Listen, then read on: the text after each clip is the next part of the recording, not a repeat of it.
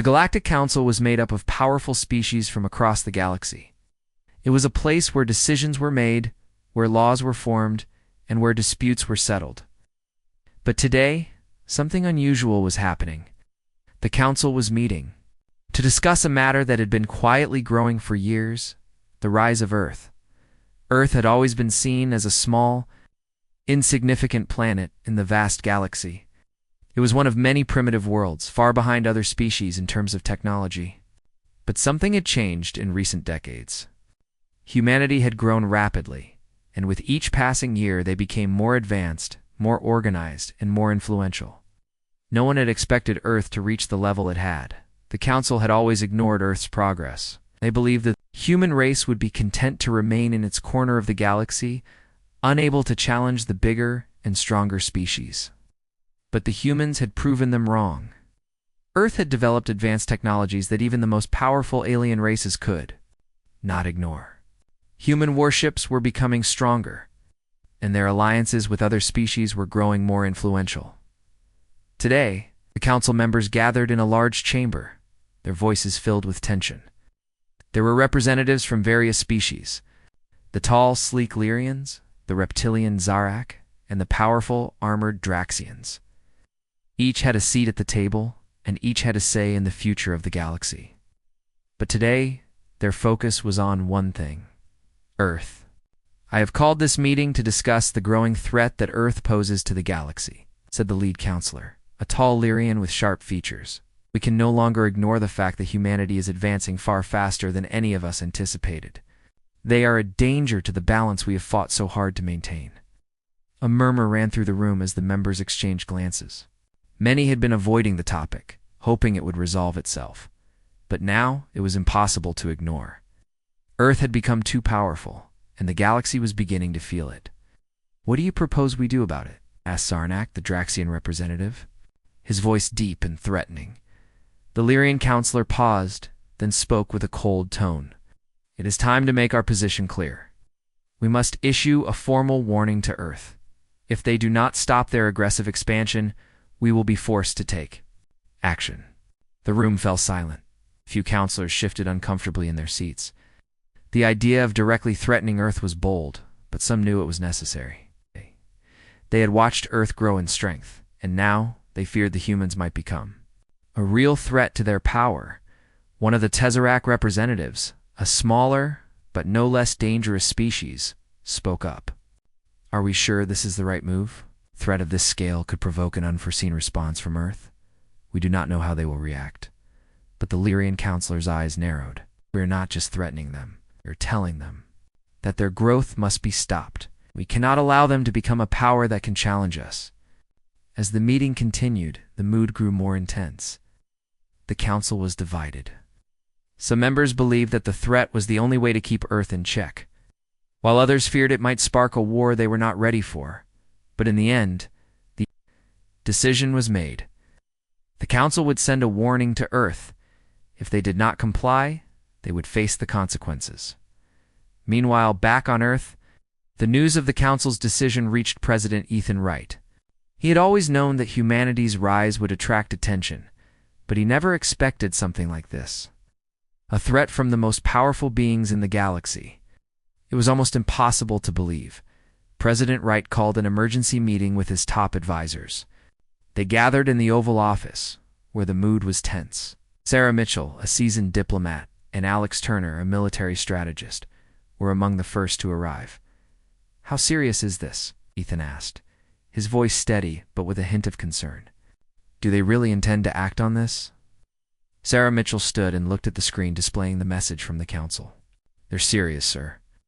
The Council is afraid of what Earth could become. They fear we'll surpass them if we continue at this rate." Alex Turner leaned forward, his eyes focused. "And they're right to be afraid. We've developed new technology, new weapons, and our alliances with other species are growing stronger by the day. We've been playing it safe until now, but if they want to make a move against us, we're ready." The room grew quiet as the weight of the situation set in. The Council had just issued the first official threat against Earth, and no one knew what would come next. It was clear that things would never be the same. "We can't back down," President Wright said, breaking the silence. Earth won't be intimidated. We've worked too hard to get where we are. We will respond, and we will show the galaxy that we're not just some small planet they can push around. The advisors nodded in agreement.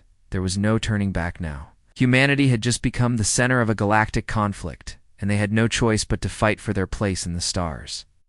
The news of the Galactic Council's threat spread quickly across Earth, across the planet. From the bustling streets of New York City to the quiet rural towns of the Midwest, humanity began to feel the weight of what had just happened. The message from the Council was clear. Earth was no longer just a small, insignificant planet. It had become a target. President Ethan Wright stood before the world, his expression resolute. He had always known that one day humanity would have to face challenges far beyond the ones they had already overcome. But this was different. This was not just a conflict with one alien species. This was a direct threat from the heart of the galaxy itself. He couldn't allow fear to control his people, so he addressed the world with confidence. "My fellow humans," he began, his voice steady. "The Galactic Council has issued a threat against us. They fear our progress, and they want to put an end to it. But I will tell you this. We will not be intimidated. We will not bow to any power that seeks to control us. Earth will stand tall. We will stand together, stronger than ever." As Ethan spoke, Sarah Mitchell, the president's trusted diplomat, sat in a secure room in the White House, surrounded by top advisors. She was a woman of few words, but in moments like this, her silence spoke volumes. She had worked for years to help Earth navigate the complexities of galactic politics, and now it seemed the moment had come when diplomacy alone could no longer protect them. "We've never had a situation like this before," Sarah said quietly. Looking over the reports on her screen, Council is afraid of what humanity is becoming. We've become too strong for them to ignore. Alex Turner, the military strategist, stood at the far side of the room, his arms crossed. He was a man of action, and the idea of being threatened by the Council did not sit well with him. "If they think they can intimidate us, they've got another thing coming," he muttered. "We've developed weapons they've never seen. Before, our fleet is ready to show them that we're not a species to be underestimated." Sarah looked at Alex with a thoughtful expression. "We need to make a move, but it has to be smart. We don't want to escalate things unnecessarily. We need to show them we can defend ourselves without making things worse." President Wright's voice came through the intercom. "We have no choice. The Council has crossed the line. Prepare the fleet. We'll show them that humanity stands united." The military had already been on high alert for the past few months. Ever since humanity began to realize just how much attention Earth had been drawing in the galaxy. But now, the threat had made things real. No one could pretend that Earth was just a small player in the galaxy anymore. The time for caution was over. Time for action had arrived. Alex Turner and Sarah Mitchell were tasked with meeting with Earth's military leaders to coordinate the fleet's response. The United Nations, along with various military commanders from around the world, had gathered at a secure facility. There was no time to waste. They needed a clear plan, and they needed it fast. "We'll send a message to the Council," Alex said, pacing the room. "We won't back down, but we won't start a war either. Our fleet will be ready, but it will be a show of force, not aggression." Sarah nodded. "And we'll make sure they understand that Earth will not be pushed around. We'll also reach out to other species who may be sympathetic to our cause. The Council might have power, but they don't control everything." The room was filled with murmurs of agreement. Humanity was no longer just worried about the future. They were facing it head-dash on. As the fleet was mobilized, President Wright made another important decision. He knew that humanity's response had to be calculated. The Council was powerful, but humanity's strength lay not just in its military might, but in its unity. He began reaching out to other alien factions who had expressed interest in Earth's rise. They needed allies, someone who could help them stand up to the Council's power. One of those factions was the Falari, a peaceful, technologically advanced species that had long admired humanity's potential. They had stayed out of galactic politics for centuries. But with Earth's growing influence, they could no longer remain neutral. Their leaders sent a message of support, promising to send their best diplomats to Earth. It was a start, and it was a sign that Earth was not alone. Meanwhile, back in the council chamber, things were escalating. The Galactic Council had received word of Earth's response. They had expected the humans to cower, to retreat into their small corner of the galaxy and hide. Instead, they had done the opposite. Earth was preparing for a fight. The council members were furious. They had never expected Earth to rise up so boldly. One of the more radical factions on the council, led by the Tezerok representative, suggested that immediate action should be taken to show Earth its place. We must strike before they have a chance to build their defenses any further, he urged. But others, more cautious, urged restraint. We cannot act hastily, said the Lyrian counselor. We have no idea what kind of retaliation Earth will bring. They're more capable than we thought. A heated debate ensued, but in the end, the council's decision was clear. They would not back down. They would push forward with their plans to threaten Earth. But now, they knew that Earth would not be an easy target. Back on Earth, President Wright and his team continued to prepare. The message they had received from the council was a warning, but it was also a declaration. Earth had been tested, and they were determined to show the galaxy that they were not a species to be ignored. The fight for Earth's place in the stars had only just begun. The days following President Wright's speech were filled with tension. Humanity's response to the Galactic Council's threat had set off a chain of events. Earth was no longer hiding in the shadows of the galaxy. Every move made by Earth's leaders was now being watched by allies and enemies alike. On the streets, in the media, and in the quiet rooms of power, there was a single question on everyone's mind. What would happen next? Back in the council chamber, things were not going as planned for the alien representatives. Council had underestimated Earth's resolve. What had been meant as a warning had turned into a serious challenge. The council's divisions were starting to show. Some members were growing impatient, while others were growing nervous. They knew that humanity's reaction could change everything. I told you they would not back down, the Sark representative said, slamming his fist on the table. We should have acted immediately before they could respond. Lyrian counselor, whose face remained calm despite the growing chaos around him, looked toward the Tezerek representative. And what would that have achieved? A war? Can allow conflict with Earth would only make them stronger? We cannot afford to push them too far. There were murmurs of agreement, but the tension in the room was palpable. The Galactic Council had always prided itself on its ability to manage intergalactic affairs with precision and diplomacy. But now Earth had thrown a wrench into their plans. No one had expected humanity to rise up so quickly. It was a situation no one knew how to handle. Meanwhile, back on Earth, Sarah Mitchell and Alex Turner had been working non-stop to prepare Earth's defenses. The military was ready, but there was more at stake than just technology. Earth's political landscape had shifted. The threat from the Council had united people in a way no one could have predicted. People who had once been divided on many issues were now coming together. Governments, military leaders, and even scientists were united under one cause: to protect Earth. Sarah and Alex sat in the Situation Room at the White House, watching as the world's leaders gathered for an emergency meeting. The room was filled with top advisors, military officials, and intelligence officers. Everyone knew what was at stake. We need to send a message, Sarah said, her voice firm. We need to show the Council that we won't let them bully us. It can't be just about military power. We need to make sure they understand that Earth's rise is unstoppable.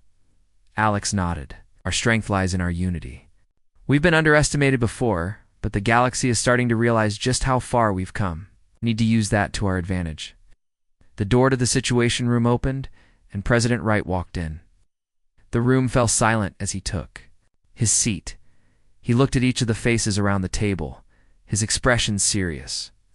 I've just received the latest reports from our allies, the president said. The Falari, the Zelnians, and even the Aldrori are starting to offer their support.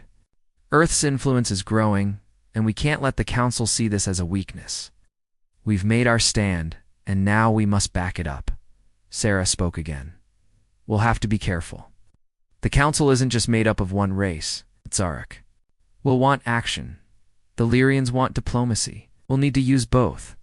The advisors nodded in agreement, but one thing was clear. Earth was no longer just reacting to the Council's threat. They were taking control of their own future in a distant part of the galaxy.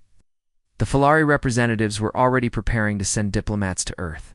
They had long respected humanity's potential, but they had always kept their distance.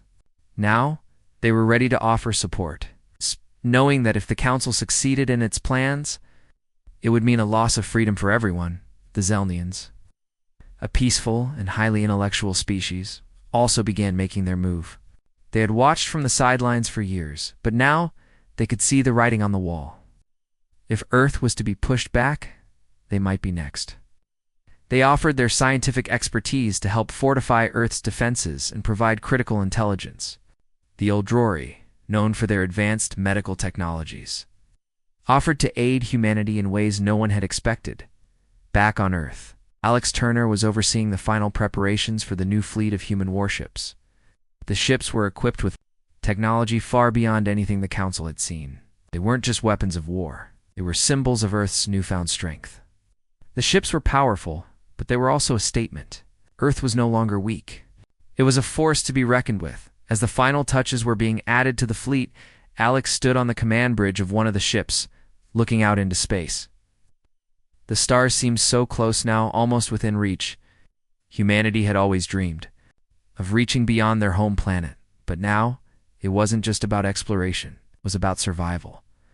"We're not just defending Earth," Alex said to the captain, standing beside him. "We're showing the galaxy that we won't be silenced. We'll be heard." Meanwhile, back in the council chamber, the Lyrian counselor sat with his hands folded, staring at the latest intelligence reports from Earth. His mind raced with the possibilities. The council had miscalculated. Humanity was no longer a mere blip on their radar. They were a power one that couldn't be ignored. The council's next move would be crucial. They had to decide whether to press forward with their plans to subdue Earth, or whether they would have to accept a new reality. A reality where Earth, the young species from a small, distant planet, had become a force that could not be stopped. The galaxy was now on edge. News of Earth's response to the Galactic Council's threat had traveled far and wide. The people of Earth were ready to fight, but they were also determined to show that they could stand without aggression. It wasn't just about having the strongest weapons. It was about having the will to defend what was theirs, what they had built, and what they believed in. Back in the Galactic Council, the atmosphere was tense. The council members had begun to feel the weight of their decision. The minutes of the meeting where they had issued the threat against Earth had been mysteriously erased, and that was a problem. Council could no longer deny it. Something was wrong. Someone had covered up the truth, and they needed to figure out who and why. In a dark, quiet corner of the council chambers, two figures whispered urgently. One was a Tesseract, his reptilian eyes flicking nervously between the walls. The other was a Lyrian, tall and slender with piercing blue eyes. They had been part of the council's decision to threaten Earth. But now, they were starting to worry that they had misjudged the situation. "It was too sudden," the Zurich said, his voice a low hiss. "We pushed too hard. Now, we don't know what they'll do." The Lyrian nodded slowly. "Earth is not like other species. We've underestimated them. Their resolve is stronger than we thought, and now they're asking for our full attention. I don't think this will end quietly." The two glanced around nervously, afraid of being overheard. They both knew that if the truth about the council's erased minutes came to light, it could lead to chaos. The council's decision to wipe the records was an attempt to cover up the threat, but it had only made things worse. In erasing the evidence, they had shown their fear and their inability to control the situation. Back on Earth, President Wright was preparing for the worst. His staff had been working around the clock, gathering information, fortifying defenses, and reaching out to allies. But even as the military built up its strength, the president knew that Earth's true strength lay not just in its weapons, but in its unity. Across the planet, there was no longer any question about Earth's future. People were standing together, from the bustling cities to the quiet farmlands. The threat from the Council had united humanity in a way that had never happened before. "We will not be bullied," President Wright said, addressing the world in a speech broadcast globally. The Council thought they could silence us with a threat, but they were wrong. "We will show them what happens when humanity stands united. We will defend Earth, and we will ensure that our place in the galaxy is not just accepted, but respected." His words sparked a new sense of determination across the world. People who had once lived in fear of the unknown now felt empowered. This wasn't just about one planet. It was about all of humanity standing up to a force that had tried to dominate them for too long. At the White House, Sarah Mitchell and Alex Turner stood in the Situation Room, reviewing the latest reports. "The Council's not backing down," Sarah said, her voice firm. "They want to push us to the edge to make us submit. But we can't let that happen." Alex nodded in agreement. "They've made their move, and now we're going to make ours. We need to keep showing them that we won't be intimidated. We're going to fight, but not just with our weapons. We'll fight with our resolve, our unity." The door to the room opened, and General Clark entered, carrying a stack of documents. He placed them on the table. "The fleet is ready, sir. We've got the new warships on standby, and our allies are preparing to join us. But we still don't know what the Council's next move will be." Sarah glanced at the documents, her mind racing. The situation was getting more complex by the day. They needed to prepare for everything. "Have we heard from the Falari? Or the Zelnians?" she asked. "They've pledged their support," Clark replied. "The Falari are sending their diplomats to Earth. The Zelnians are offering their intelligence. The Aldrui are also providing medical aid and support.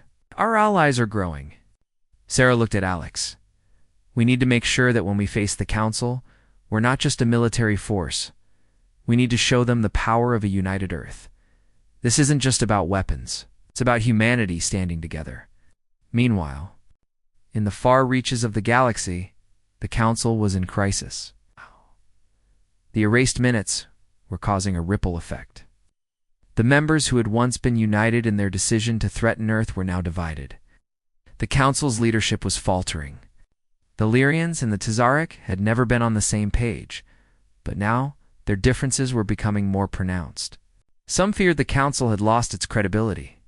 "There's a leak," the Lyrian counselor said, his voice tinged with concern. "We need to find out who's behind this. If Earth gets wind of our cover-up, it will change everything." Tazaric hissed. "We can't let that happen. If Earth discovers the truth, it will rally even more species to their cause." But even as the Council members whispered, they knew they were running out of time.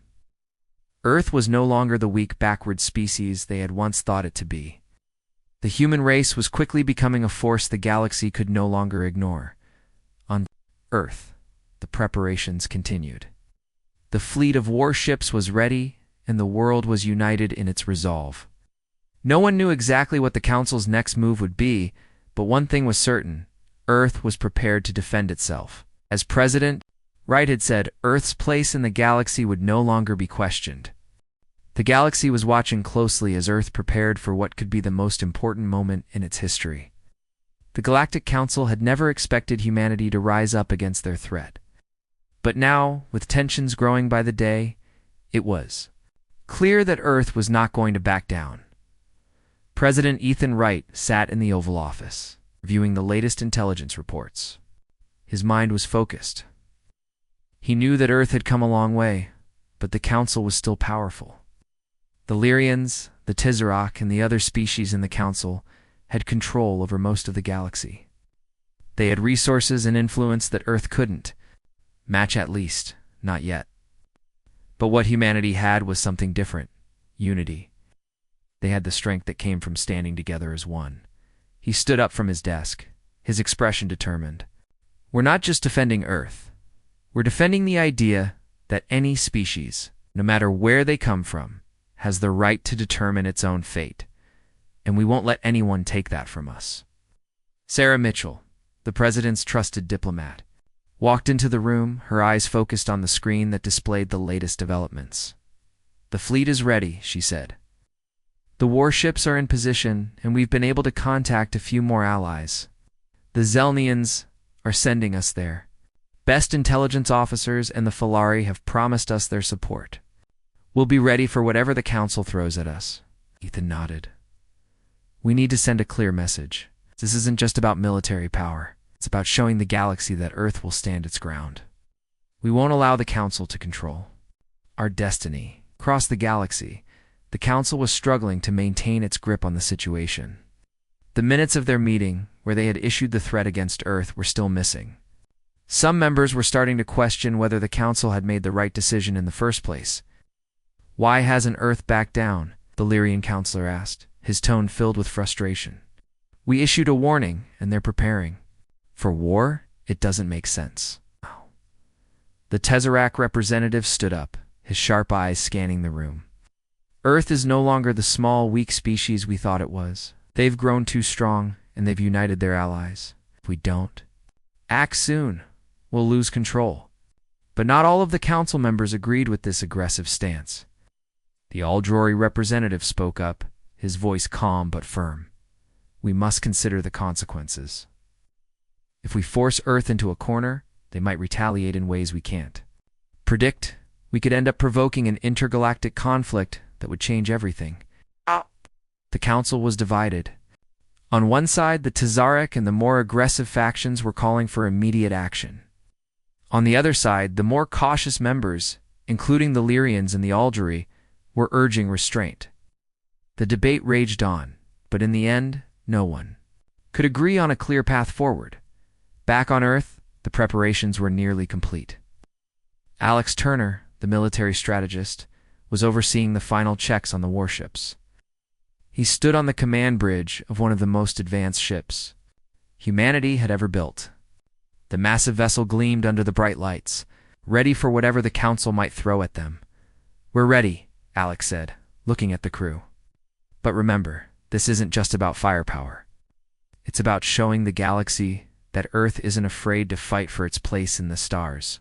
Sarah Mitchell entered the command room, a determined look on her face. "We've sent our message to the Council. Now, we wait for their response. But one thing is certain. If they attack, we will defend ourselves. Earth will not be a target." Next few days passed in a tense silence. Earth's warships remained in position, ready to strike if necessary. But there was a feeling of hope in the air. The people of Earth had never been more united. No longer were they a small, quiet planet in the galaxy. They were a power to be reckoned with. Across the galaxy, the Council's divisions were growing deeper. The Lyrians, once the most powerful and influential species, were beginning to doubt their approach. "We can't keep ignoring the truth," the Lyrian counselor said quietly. "If Earth is as powerful as they seem and they have the support of other species, we may be looking at the end of our control over the galaxy." The Tesseract representative's face darkened. "Then what do you propose? Do we let Earth grow unchecked? Do we allow them to challenge our authority?" "I'm saying we need to be cautious," the Lyrian replied. "We can't afford to push Earth too far. There's too much at stake." As the Council debated, the rest of the galaxy continued to watch. Earth's warships were ready, and their allies were growing stronger. The Falari, the Zelnians, and even the Aldrori had pledged their support. The message was clear. Earth would not be alone in this fight. Back on Earth, President Wright addressed the world once again. His voice was steady, filled with conviction. "The galaxy is watching us. I want the entire universe to hear this. Earth will stand. We will not bow to any force that tries to control us. We are no longer just a small, insignificant planet.